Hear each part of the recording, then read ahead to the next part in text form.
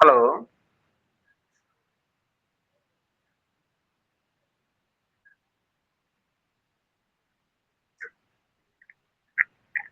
Hello.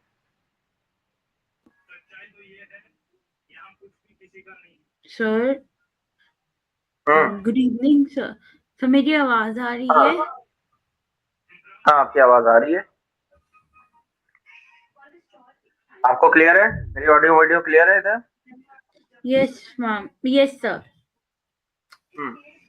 तो start करें। Yes sir. ठीक है। लास्ट क्लास में जो हम लोग कर रहे थे, फोर्स रिजोल्यूशन कर रहे थे, वो समझ में आ गया था? Yes sir. ठीक है। अ, ठीक है। बेसिकली क्या हो रहा था कि हमारे पास नंबर ऑफ फोर्सेस थे और हम उन फोर्सेस को रिजोल्व करके हम उनके रिजल्टेंट फाइंड करते थे और उनके डायरेक्शन फाइंड करते थे, राइट? Yes sir. ठीक। अब अगर मान लेते हैं कि हमारे पास तीन फोर्सेस हैं, ठीक, तीन कॉन्करेंट फोर्सेस हैं जो अलग अलग लग रहे हैं, ठीक है। और ये जो अभी बताने जा रहा हूं ये केवल तीन फोर्सेस के लिए ही एप्लीकेबल है। That is called Lami's theorem. ठीक है। अगर किसी बॉडी के ऊपर तीन इंडिविजुअल फोर्सेस लगते हैं, ना तो तीन से कम ना तो तीन से ज्यादा, in that case F1, F2, F3 ये तीन फोर्सेस हैं। और इन तीन फोर्सेस के बीच में जो एंगल्स हैं, लेट्स सी अल्फा, बीटा और गामा। तो पहला फोर्स और बाकी दो फोर्सेस के बीच के एंगल का साइन का ratio will be equal to the other force, और उनके बीच बाकी दो के बीच के एंगल के साइन के बराबर रहेगा। मतलब क्या हुआ कि मैंने कहा कि पहला फोर्स अगर F1 है तो बाकी दो फोर्स F2 F3 के बीच का एंगल अल्फा का साइन का ratio is equal to F2 upon बाकी दो फोर्सेस के बीच का एंगल बीटा के साइन के इक्वल है F3 अपॉन बाकी दो फोर्सेस के बीच के एंगल गामा के साइन के बराबर है। ठीक है।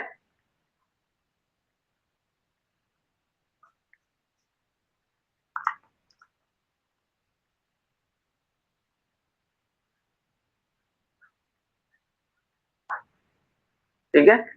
F1 upon sine alpha equal to F2 upon sine beta equal to F3 upon sine gamma. और ये लामीज थ्योरम जो है वो तीन फोर्सेस के केस में ही, सिचुएशन में ही अप्लाई होगा। Okay sir. हम्म।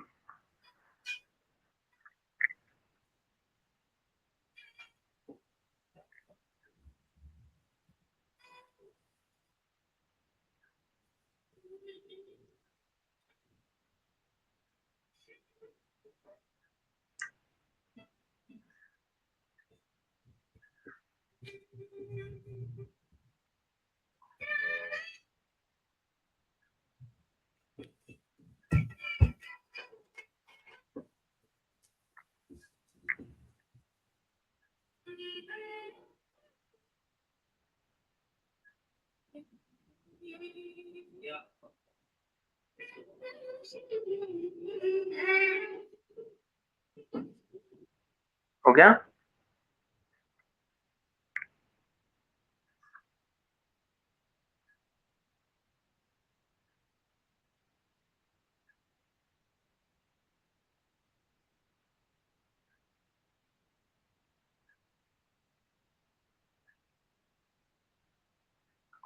हो गया? डन। Yes sir.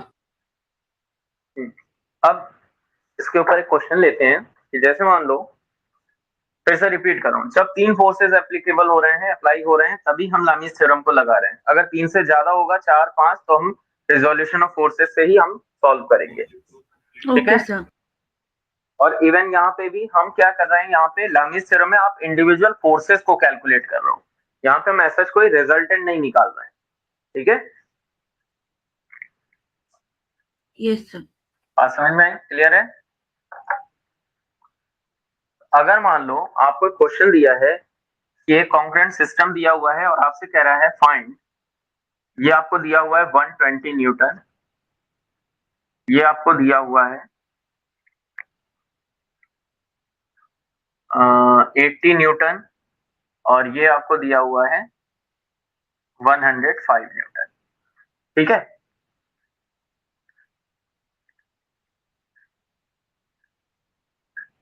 ये एंगल हमें दिया है 135 डिग्री। सर आपका स्क्रीन बहुत ब्लरी ब्लरी सा दिख रहा है। अच्छा, ये एंगल है 25 डिग्री। बस इतना हमें दिया हुआ है। एक सेकंड, काम करते हैं, कुछ ज्यादा ही एंगल दे दिए हैं। हम्म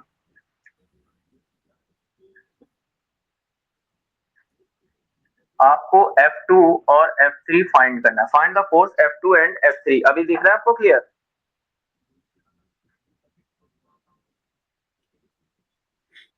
ये पता नहीं क्यों ब्लरी सा दिख रहा है, लाइक मतलब क्लियरली नहीं दिख रहा।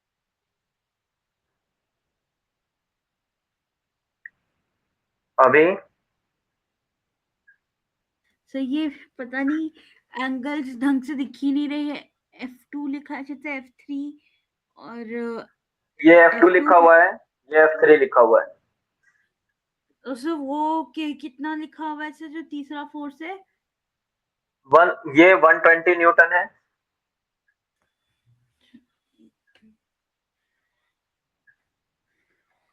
ये 120 न्यूटन है। ये 135 डिग्री है। ये 25 डिग्री लिखा हुआ है। 135 डिग्री। हम्म अभी क्लियर हो रहा है क्या?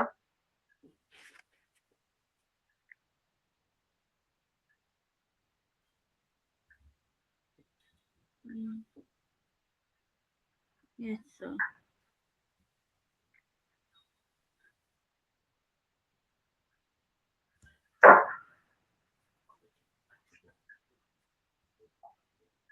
ठीक है, क्वेश्चन यस क्लियर है सर। अभी?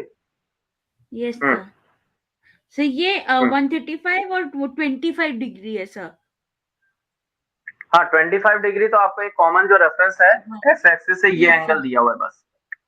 Yes sir. क्वेश्चन कह रहा है find the two forces. Okay sir. हो जाएगा। ओके। Yes sir. करके देखो।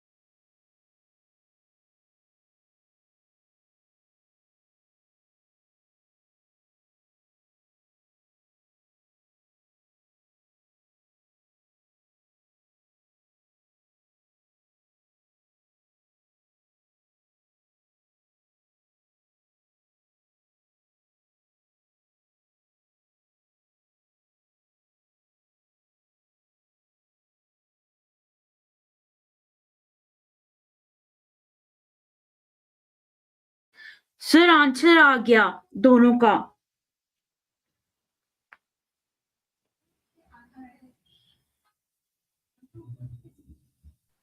कैसे किया? सर सर नामीज थ्योरम से किया। सर हमको पता, हम लोग को पहले F3 और F1 के बीच में सर जो एंगल होगा, सर हमें पता है कि एक रेफरेंस से अगर हम 25 ले रहे हैं तो सर वो 90 डिग्री बना रहा होगा, तो 25 प्लस 90 हमारा सर 115 डिग्री हुआ सर, ये टोटल राइट, वो वाला एंगल। यानी ये और हमारा सर हमें 115 डिग्री एंगल बन गया, है ना? हाँ, और फिर 135 प्लस 115 माइनस 360 कर देंगे तो सर F2 और F3 के बीच का एंगल आ जाएगा 110 डिग्री। कितना? 110 डिग्री। 110 वेरी गुड, ठीक है। 110 डिग्री। हाँ, सर फिर ठीक। हमने क्या अब हम किया, यहाँ पे लामी F थ्योरम लगा दे रहे हैं, यस सर। है ना? सर F3, हाँ। Yes sir, F3 upon sine 135 is hmm equals to 120 upon sine 110। Hmm sir तो उससे आंसर आ रहा है हमारा F3 की जो वैल्यू आ रही है सर, वो हमारा हम्म 90.351 आ रहा है। अच्छा, ठीक है। Yes sir. और सर हम हम्म F2 को लिख सकते हैं कि F2 upon sine 115 is equals to 120 upon sine 110। Hmm sir तो उससे आंसर F2 का आ जा रहा है 115.782। हम्म सर दोनों ठीक का आंसर आ गया। ठीक, चलो, ठीक है, क्लियर। अब देखते हैं, अगर इन एनी केस अगर केवल दो फोर्सेस होते हैं, ठीक है, मान लो हमारे दो फोर्सेस है और हमें उनके रिजल्टेंट फाइंड करने हैं। ये आपका एक फोर्स हो गया P और एक दूसरा फोर्स है कोई Q। इनके बीच का एंगल अगर हम थीटा कंसीडर करते हैं, ठीक है, दो फोर्सेस है P या Q, तो इनका जो रिजल्टेंट आएगा, इनके लिए हम क्या कर रहे हैं, इसको हम थोड़ा प्रॉपर वे में अगर हम इसको करके वो कर लेते हैं।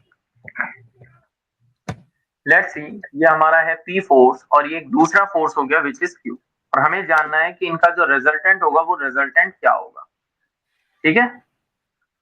अब ये जो P है, इसकी लाइन को अगर हम थोड़ा सा आगे बढ़ाते हैं और ये Q के साथ एंगल बना रहा है थीटा, ठीक, तो यहां से हमने इसके ऊपर एक परपेंडिकुलर डाल दिया, ठीक। इस परपेंडिकुलर, क्योंकि ये परपेंडिकुलर डाला तो ये 90 डिग्री हो गया, तो ये हमारे पास बन गया Q cos थीटा और ये साइड बन गई Q sin थीटा, ठीक है। Hello, yes sir. ठीक है। सर अब ये हमें वाला फाइंड करना है कि साइड, हाँ बोलो। सर ये वाला साइड क्या कहते हैं, P है, और ये हमारा जो वो हाइपोटेन्यूज बना रहा है उस परपेंडिकुलर के साथ, वो साइड Q है। हाँ, ये एक फोर्स है हमारा P फोर्स, ठीक है, और यस ये एक दूसरा फोर्स है विच इज Q फोर्स, ठीक। Yes sir. हमें फाइंड करना है इन दो फोर्सेस का हमें फाइंड करना है रिजल्टेंट क्या होगा, ठीक है। Yes sir. बेसिकली हम कर रहे हैं law of parallelogram, yes sir. ठीक है। तो ध्यान से समझना, ये हमारा एक फोर्स हुआ P, ये एक फोर्स हुआ Q, हमें इन दोनों का रिजल्टेंट फाइंड करना है R। तो इसको फाइंड करने के लिए हमने क्या किया कि Q के पॉइंट से हमने परपेंडिकुलर डाला है, ठीक। अब ये परपेंडिकुलर अगर डाला है तो इसको यहां से हमने P से मीट करा दिया, ये एंगल थीटा है तो ये बन गया Q cos थीटा, ये पार्ट ओनली, और ये पार्ट बन गया Q sin थीटा। यहां तक ओके। Yes sir. अब जब हम इस पूरे ट्राइंगल को कंसीडर करते हैं तो हमारे पास पाइथागोरस अप्लाई कर रहे हैं, तो R square is equal to this whole part, that is P plus Q cos theta का whole square plus Q sin theta का स्क्वायर। ये स्टेप समझ में आया? Yes sir. R square is equal to Q sin theta square plus P plus Q cos theta square. अब जब इसको open कर रहे हैं तो हमारे पास बन रहा है P square plus Q square cos square theta plus 2PQ cos theta plus Q square sin square theta. ये दोनों पार्ट को हम ऐड करेंगे तो हमारे पास आ जाएगा Q square one. Common, sin square plus cos square 1। Q तो we square। Got P square plus Q square plus 2pq cos theta which is equal to R R square. ठीक, और अगर हमें यस एंगल फाइंड करना है कि वो angle क्या होगा, थीटा एंगल जो है वो है Q और P के बीच का, हमें फाइंड करना है रिजल्टेंट किस एंगल पे लग रहा है, तो ये अल्फा हमें फाइंड करना है। तो अगेन फिर से पूरे डायग्राम में हमारा angle tan alpha equal to बन जाएगा this part that is Q sin theta upon this base part that is P plus Q cos theta. अब इसका हम tan इनवर्स ले लेंगे तो हमें मिल जाएगा अल्फा की वैल्यू। यस ठीक सर है, बात समझ में आई? यस सर अच्छा, अब आप यहाँ पे रिजल्टेंट में भी देखो कि हमारा जो रिजल्टेंट है वो तो दो फोर्सेस के ऊपर डिपेंड कर रहा है, दैट इज ओके पी और क्यू। इसके अलावा वो मैटर कर रहा है थीटा के ऊपर। ठीक है, हमारा थीटा यस सर कितना है।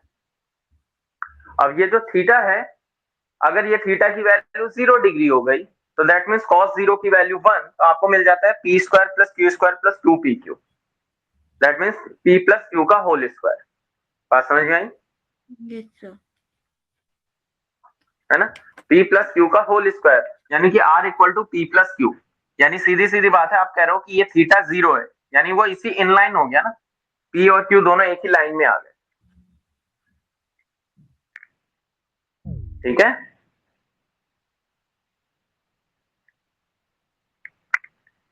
अगर q की वैल्यू 90 डिग्री हो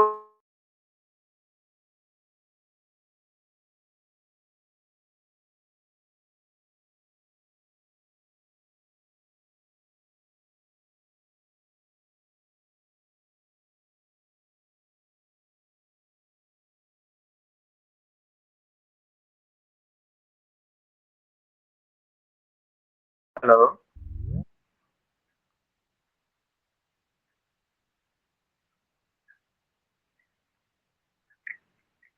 हेलो से कुछ इशू हो गया। हेलो, तो मेरी आवाज आ रही है? हाँ हाँ, आवाज सर आ वो रही है, कुछ, बोलो। सॉरी सर, वो कुछ इशू हो गया तो सर वो बीच में मतलब कट गया था। अभी ठीक है। यस सर हम्म, तो हाँ, मैं वही बोल रहा हूँ कि अलग अलग थीटा की वैल्यू हम कैलकुलेट करेंगे तो हमें अलग अलग वैल्यूज मिल जाएंगी रिजल्टेंट की। यस सर ठीक है, जैसे फॉर एग्जांपल अगर थीटा मैंने 0 ले लिया तो आर कितना आ जाएगा। सर क्रीटा 0 ले लिया तो हमारे से पी प्लस क्यू का होल स्क्वायर आ जाएगा। ठीक है, यानी आपका पी और क्यू के बीच में कोई एंगल है ही नहीं, दोनों एक ही लाइन में है, एक ही लाइन में है, दोनों ऐड हो गए। यस सर ठीक है, ठीक। अब एक क्वेश्चन नोट करो आप, if two forces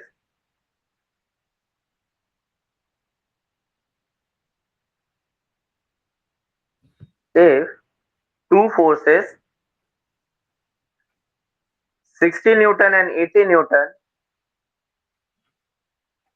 inclined at 60 degree to each other, then find their resultant force and the direction where it is applied.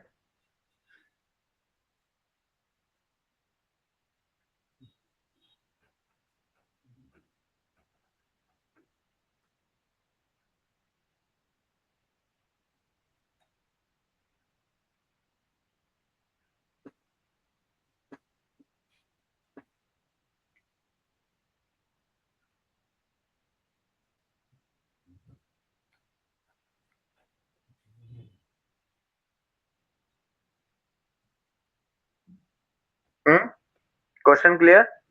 Yes sir 60 Newton, 80 Newton inclined at 60 degree to each other, then find the resultant and the direction where it is applied. Yes sir Hmm.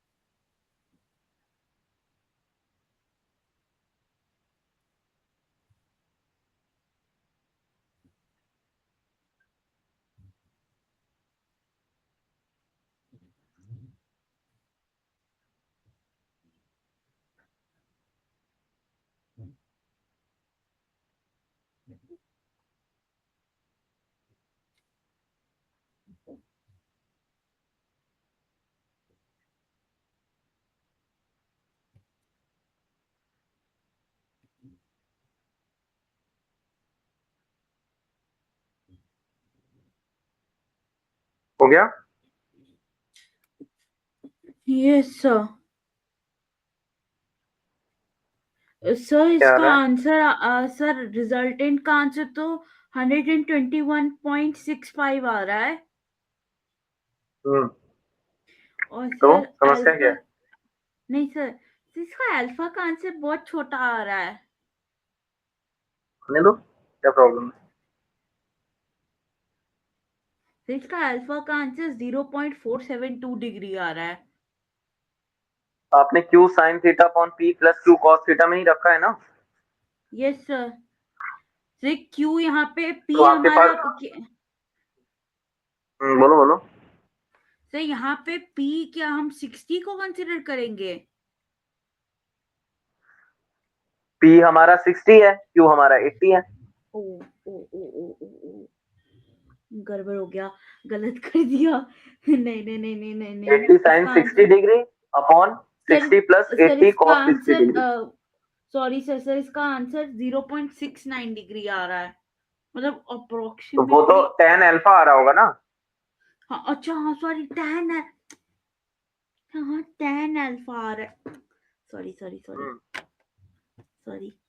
tan alpha आ रहा है 0.69 degree, tan inverse 0.69, 34 degree, 34.6।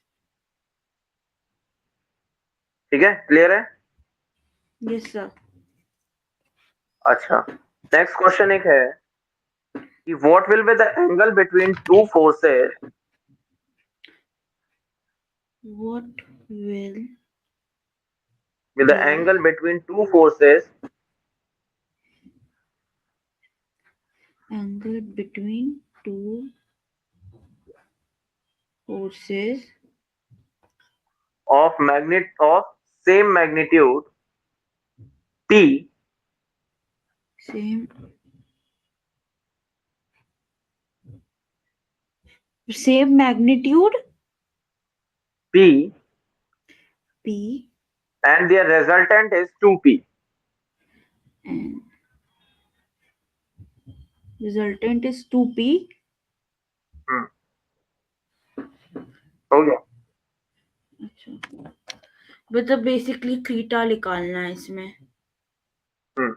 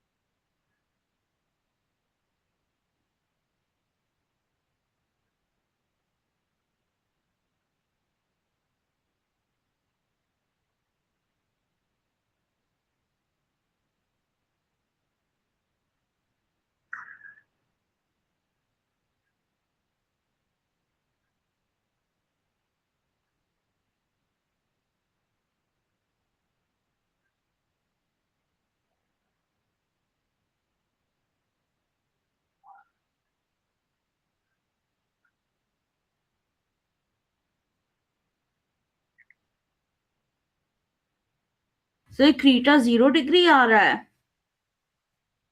0 degree आ रहा है sir 0 आ रहा है मेरे कैसे? को। Sir हमने r को 2p लिया, सर दोनों तरफ स्क्वायर किया तो 4p square is equals to 2p square plus 2p square cos theta.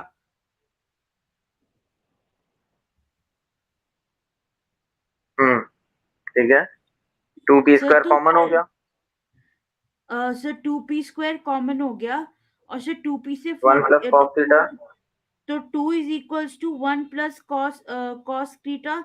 Sir तो इसका मतलब 1 is equals to cos theta हो गया, तो कॉस थीटा 0 हो गया। ठीक है, क्लियर है? Yes sir. Question clear? चलो, यस अब सर। एक अगला क्वेश्चन है, इफ सर एक second.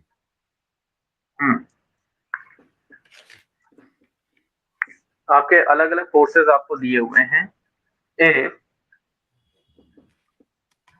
2 Newton, 6 Newton, 8 Newton, sir वो ऊपर 5 वाला न्यूटन, फोर्स नहीं दिख रहा है। 2, 6, 9, 8, 5, नहीं सर 6। कैमरा, अच्छा वो सर 6 है। हाँ, 4 न्यूटन। 6, 8, 5 और 4।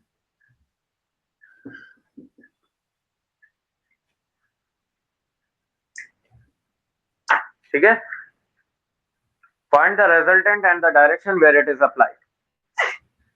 सर एक सेकेंड, सर मैं एक बार डायग्राम से ढंग से दिख नहीं रहा, सर मैं एक बार बना देती हूँ दोबारा से।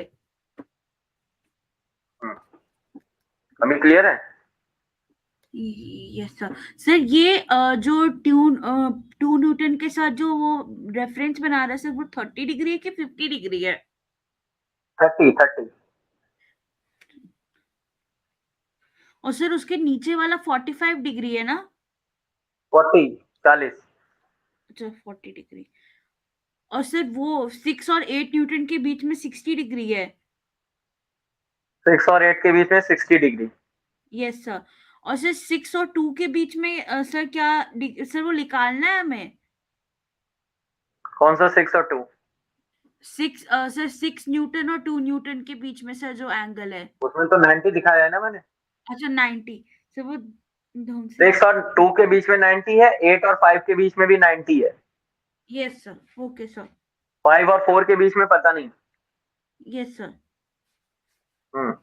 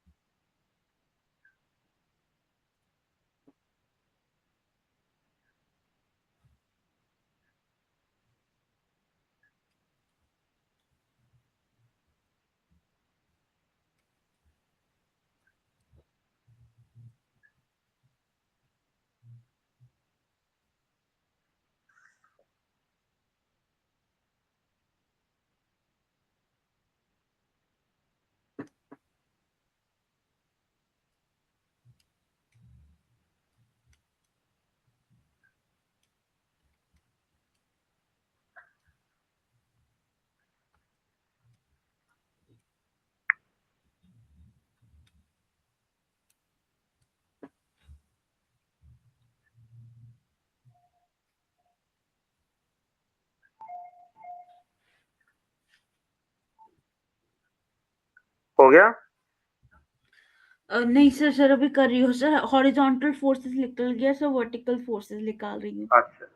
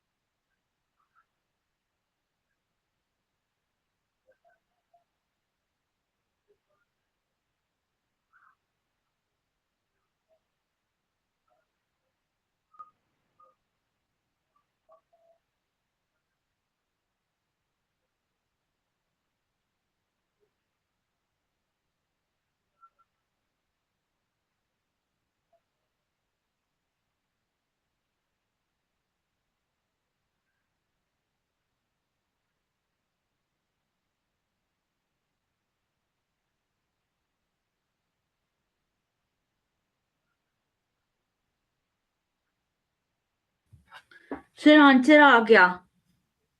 क्या बन रहा है? सर रिजल्टेंट बन रहा है सर हमारा 6.354 न्यूटन, और सर अल्फा जो है हमारा 12.496 डिग्री। अच्छा, ठीक है, क्लियर है। Yes sir.